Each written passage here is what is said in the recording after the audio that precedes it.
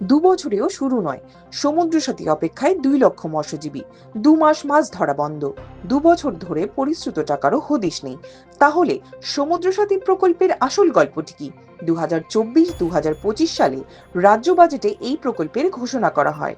তৎকালীন অর্থমন্ত্রী চন্দ্রিমা ভট্টাচার্য জানিয়েছিলেন, উপকূলের মৎস্যজীবীদের পাশে দাঁড়াতেই এই উদ্যোগ।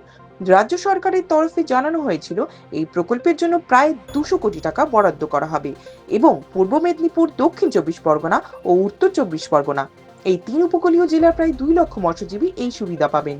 প্রতি বছর 15 এপ্রিল থেকে 14 জুন পর্যন্ত সমুদ্রে মাছ ধরার উপর নিষেধাজ্ঞা থাকে। সামুদ্রিক মাছের প্রজনন রক্ষার জন্য এই নিষেধাজ্ঞা অত্যন্ত গুরুত্বপূর্ণ। কিন্তু এর ফলে প্রায় 2 মাস কর্মহীন হয়ে পড়েন হাজারো হাজারো মৎস্যজীবী। এই পরিস্থিতিতে তাদের আর্থিক সহায়তা দিতে সমুদ্র সাথী প্রকল্পের পরিবার পিছু 10,000 টাকা ভাতা দেওয়ার কথা ঘোষণা করা হয়েছিল। এই ঘোষণায় আশার আলো দেখিয়েছিলেন উপকূলের বহু পরিবার। কিন্তু ঘোষণার 2 বছর পেরিয়ে গেলেও এখনো সেই ভাতা হাতে পাননি অনেক মৎস্যজীবী। পূর্ব মেদিনীপুর জেলা মৎস্যজীবী ফোরামের সম্পাদক দেবাশিস সামল জানান, এই প্রকল্প দ্রুত বাস্তবায়নের দাবিতে মুখ্যমন্ত্রীর দপ্তরে চিঠি পাঠানো হয়েছে।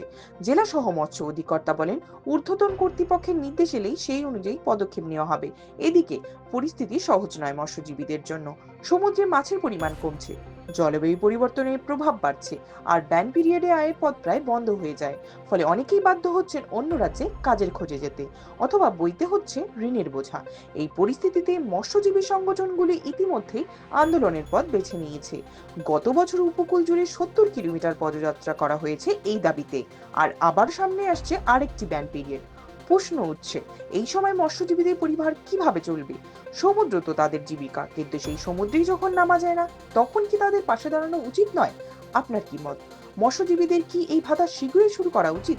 আর এমনই মৎস্য ও অ্যাকুয়াকালচার সম্পর্কিত ইম্প্যাক্ট নিউজ জানতে ফলো করুন ফিশারি নিউজ বাংলা।